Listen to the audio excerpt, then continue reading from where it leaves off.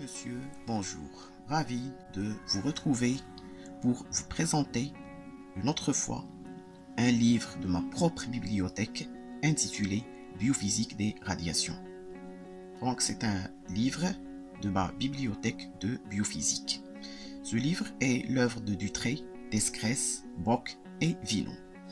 C'est un livre des éditions Masson. Ce sont des abrégés de biophysique des radiations, bien sûr, avec donc le traitement de l'utilisation biologique et médicale des radiations. Donc, Jean Dutrey est professeur à la faculté de médecine de Paris-Sud, Descresse également. Bock est professeur agrégé de médecine de la faculté donc de Paris 10 et Villon, donc professeur chef de travaux à la faculté de médecine de Paris Sud. Donc c'est la deuxième édition des éditions Masson datant de 1980. C'est un ouvrage très intéressant de 244 pages constitué bien entendu de 3 parties. La première partie traite la matière et l'énergie. La deuxième partie traite l'ionisation, l'interaction des rayonnements ionisants avec la matière.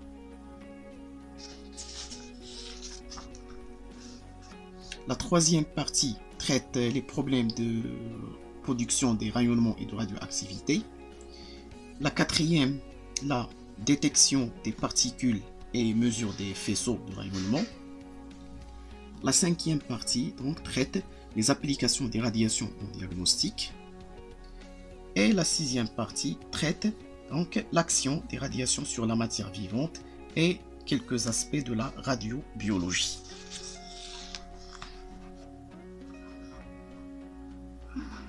Ici donc l'introduction de l'ouvrage. Première partie donc, chapitre 1er de la première partie, de unité. Chapitre 2, particules et radiations, particules matérielles, le proton, le neutron, le positron, l'électron, le neutrino, le rayonnement électromagnétique et les photons. Bien sûr, ici l'équation paramétrique de l'onde progressive sinusoïdale, ici le spectre électromagnétique. Schéma d'ensemble du rayonnement électromagnétique, bien sûr des ondes ultra courtes, de la radiodiffusion, de la radio, de radar, de la télévision, ainsi que les ondes les plus courtes, les rayons gamma et les rayons cosmiques. Alors ici donc le spectre des molécules biologiques, donc il est situé bien sûr donc entre le spectre donc radioélectrique ou bien hertzien des spins nucléaires, le spectre des micro-ondes de la rotation des molécules et des spins électroniques, le spectre infrarouge bien sûr des vibrations de liaison, vibrations des noyaux, le spectre micro-ondes attribué aussi à la rotation des molécules, le spectre bien sûr UV visible attribué bien sûr aux électrons des couches de valence ainsi qu'aux liaisons chimiques. Le spectre bien sûr des rayons X, il est attribué donc aux couches profondes, les couches K et les couches L. Et le spectre du rayonnement gamma, donc il est attribué bien entendu donc au noyau atomique, aux transitions électromagnétiques dans le noyau atomique. Donc ici la dualité onde-corpuscule, l'équation de Schrödinger, donc l'équation fondamentale de la mécanique ondulatoire. Donc la matière et l'énergie ici, donc le premier chapitre, représentation ondulatoire du rayonnement électromagnétique, donc le caractère transversal de l'onde électromagnétique. Chapitre 3, structure énergétique de la matière, les atomes, l'énergie de liaison atomique.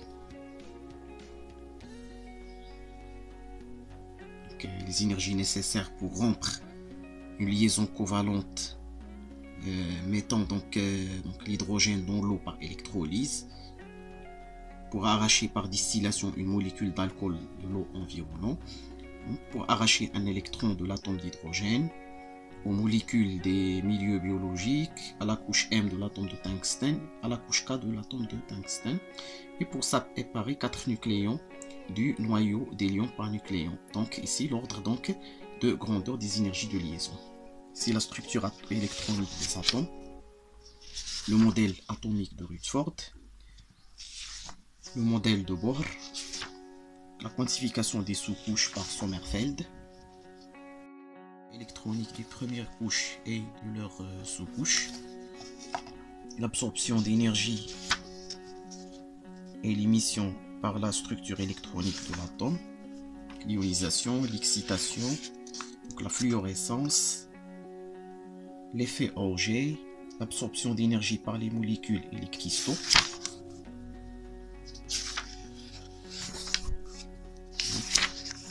c'est la première partie donc qui donne donc un aperçu de la physique atomique et des liaisons interatomiques et le rayonnement électromagnétique, indispensable donc pour comprendre la suite de l'ouvrage. La deuxième partie, l'interaction des rayonnements ionisants avec la matière. Donc le chapitre premier, l'interaction des électrons avec la matière. L'interaction électron-électron, pouvoir d'arrêt par collision. Interaction électron-noyau, pouvoir d'arrêt par freinage, pouvoir d'arrêt total et longueur de trajectoire de parcours pratique.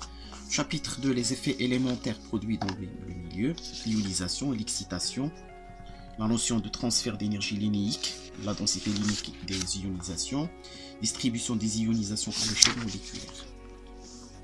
Le chapitre 3 traite les particules lourdes chargées et les neutrons, comme les protons, les particules alpha, les mésons, les pions plus et les pions moins. Donc le chapitre 4, l'interaction des photons avec la matière, notamment l'effet Compton, l'effet photoélectrique, la diffusion simple, la création de paires électrons-positrons, les réactions photonucléaires, la définition du coefficient d'atténuation pour l'effet photoélectrique, pour l'effet Compton. Ici donc la fameuse loi donc, de Bragg-Peirce. Le coefficient massique d'atténuation, coefficient d'absorption, coefficient de diffusion. La troisième partie, donc la production des rayonnements et la radioactivité, donc production des rayons X, donc un tube à rayons X. Les spectres caractéristiques, le spectre continu. Donc, les paramètres influençant sur le spectre continu. Le spectre réel du rayonnement sortant du tube. Les tubes émetteurs de rayons X, donc quelques informations technologiques sur ces tubes. Cible et émission des photons, donc énergie et tension. Émission des rayons X de haute énergie et expression de la qualité du rayonnement X. Chapitre 2, la radioactivité, donc constitution des noyaux atomiques, le nombre des nucléons Z, A et N, l'énergie de liaison, l'isotone, l'isoba, l'isomère, variation du défaut de masse par nucléon, l'état radioactif, la constante radioactive, l'activité, la décroissance radioactive, les types de désintégration, alpha, bêta moins, bêta plus, la capture électronique, bien sûr, donc, et l'émission gamma, et les schémas de désintégration. Pour la quatrième partie, donc la détection des particules et mesure des faisceaux. Donc les compteurs, principe généraux donc d'un compteur, les mesures absolues et les mesures relatives, la relation entre le taux de comptage et l'activité, les fluctuations statistiques du taux de comptage, ainsi de suite sur une mesure unique, le détecteur, relation entre l'effet physique primaire et la réponse, donc les mouvements propres, la description, l'importance, l'origine, les détecteurs, donc conditions de mesure, rapport, signal, bruit, les détecteurs à gaz, les chambres d'ionisation bien sûr, le compteur proportionnel, le compteur de Geiger-Müller, les détecteurs solides ou liquides, les compteurs à scintillation, description schématique d'une sonde à scintillation habituelle, les scintillateurs, les photomultiplicateurs, les détecteurs à semi-conducteurs, les films autoradiographiques, les spectromètres bien sûr, électronique de détection. Ici, donc, le schéma fonctionnel de l'électronique de détection permettant la spectrométrie, l'allure des spectres gamma obtenus, l'intérêt de la spectrométrie gamma, sélection donc l'étude, les grandeurs dosimétriques, c'est donc la radiophysique, donc l'affluence énergétique, l'affluence de particules, le flux à travers une surface, les mesures directes et bien sûr de la dosimétrie par calorimétrie, par les méthodes d'ionisation, donc les mesures indirectes dans les faisceaux de photons, la kerma, donc la dose, l'affluence énergétique, la dose absorbée, l'exposition, et ainsi de suite. Chapitre 3, donc le faisceau des rayons X, des rayons gamma, les sources externes. Chapitre 4, les sources radioactives internes, sources donc gamma de petite dimension, de grande dimension, de sources internes bêta, détermination de la dose totale. La cinquième partie, l'application des radiations au diagnostic. Donc le radiodiagnostic, formation de l'image radiologique, le contraste plutôt radiologique, les caractères généraux de l'image radiologique, transformation de l'image radiologique radiante en image lumineuse, le film radiographique, l'écran radioscopique, les courbes sensitométriques, les courbes de contraste. Paragraphe 3, donc la vision en radiodiagnostic, en radioscopie ainsi qu'en radiographie, les causes de flou de l'image, le flou à foyer, le flou du détecteur, le flou cinétique, l'influence du rayonnement diffusé et les grilles antidiffusantes. Ici donc, l'influence du rayonnement diffusé sur l'image radiologique. Le chapitre 2 donc traite la médecine nucléaire et les applications médicales des radioéléments, les techniques in vitro, comme bien sûr les dosages radiométriques, l'analyse par radioactivation neutronique, l'analyse par fluorescence X et les techniques in vivo, donc c'est ou bien l'analyse compartimentale, donc présentation compartimentale, donc modèle un compartiment fermé, modèle à compartiment ouvert, courbe expérimentale correspondant à un modèle, donc à un compartiment ouvert, le modèle à plusieurs compartiments, donc les techniques de mesure des débits par la méthode des indicateurs de diffusion, donc de Seward-Hamilton, donc, et l'imagerie nucléaire ou bien la scintigraphie planaire, donc, la scintigraphie à balayage ici, les caméras à scintillation, quantification des images et traitement des informations bien sûr, finesse des images et les flous, signification fonctionnelle et morphologique des images scintigraphiques. Donc la scintigraphie, c'est une image dynamique et physiologique bien sûr. Ici donc exemple d'image scintigraphique obtenue donc avec une caméra bien sûr. Des techniques tomographiques ici donc la tomographie par ordinateur, la tomographie radiographique classique, la tomographie à un plan focal en imagerie nucléaire, les techniques de la tomographie par ordinateur, la tomodensitométrie, la tomographie d'émission positron, la TEP, l'écho-tomographie ultrasonore,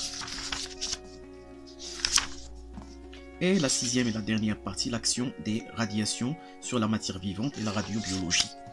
Une introduction, donc la radiochimie, élément donc des événements physiques initiaux, la radiochimie générale, l'action directe des rayonnements, le rendement radiochimique, la radiolyse de l'eau,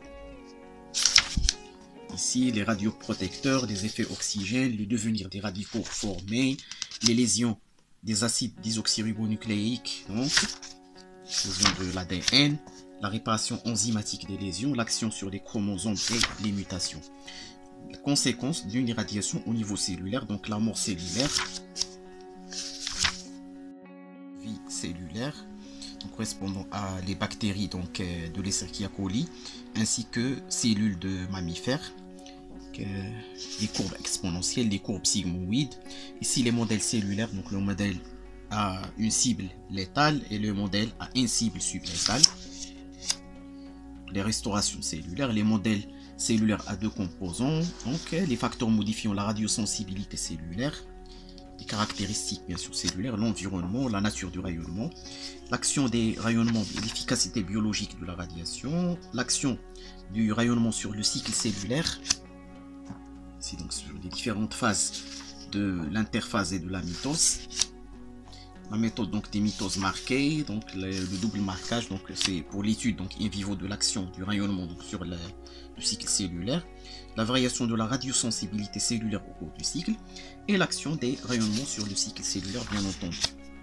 Chapitre 3, conséquences au niveau des populations cellulaires, l'évolution spontanée d'une population cellulaire, durée moyenne du cycle, coefficient de prolifération, la classification des proliférations cellulaires en fonction de leur cinétique, population en croissance, population en équilibre, cinétique d'une population bien sûr après une irradiation unique, population en croissance, population en équilibre et les tissus normaux. Donc la radiobiologie des radiations non ionisantes ici, donc des ultraviolets, de l'infrarouge, des micro-ondes et de la lumière. Donc les sélectivités de l'absorption, la dosimétrie, le devenir de l'énergie absorbée, l'action biologique des ultraviolets, l'action biologique plutôt chimique sur les acides nucléiques pour les ultraviolets, donc les principales lésions, les mécanismes de réparation, l'action des ultraviolets sur les cellules, les principales lésions cellulaires, donc la mort cellulaire et les effets somatiques non létaux. Donc le chapitre 5 traite la radiothérapie, principes généraux, la balistique de l'irradiation, la cyclothérapie bien sûr, et les problèmes des cellules anoxiques, les dangers des radiations et protection, donc la nature des risques biologiques, les normes professionnelles, donc pour les doses élevées et pour les doses faibles, la réduction des doses en radiodiagnostic, les facteurs techniques, les facteurs géométriques et les facteurs quantitatifs bien sûr, doses délivrées donc en examen radiologique courant en milligrammes. Chapitre là, donc les appendices, il y a l'appendice de la distribution spectrale, le logarithme et l'exponentielle, un index alphabétique bien sûr de l'ouvrage. Donc c'est un livre qui est très intéressant par son contenu et qui est fort utile donc pour les radiologistes, pour les médecins nucléaires, pour les spécialistes en radiobiologie, en radioprotection, en radiodiagnostic, en radiopathologie, ainsi que pour les étudiants de la médecine, de la pharmacie et de la biologie. Cet ouvrage est aussi fort utile pour tout radiophysicien donc qui désire de mettre à jour donc ses connaissances. Pour plus de détails, afin donc que vous puissiez recevoir donc des explications encore plus amples, vous n'avez donc qu'à nous le mentionner donc dans les commentaires. N'oubliez pas de vous abonner dans notre chaîne afin que vous puissiez recevoir donc tous nos nouveautés. À bientôt et bonne journée.